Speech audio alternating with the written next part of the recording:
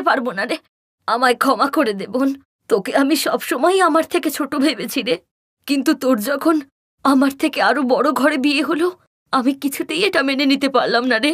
আমার আমার ওই গেঁয়ো জীবন একদম পছন্দ ছিল না। আমি যে তোর মতো শহরের ঝাঁ চকচকে জীবন চেয়েছিলাম রে।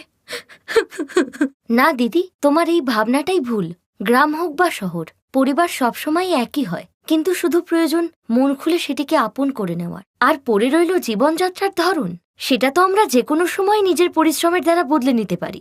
শুধু আমাদের চিন্তাধারার চরিত্র সৎ থাকা চাই। মনিকা পারুলের কথার অর্থটি বুঝতে পেরেছিল, আর তাই সেই দিন জীবনে প্রথমবার সে পারুলকে তার বোন হিসেবে জড়িয়ে ধরল।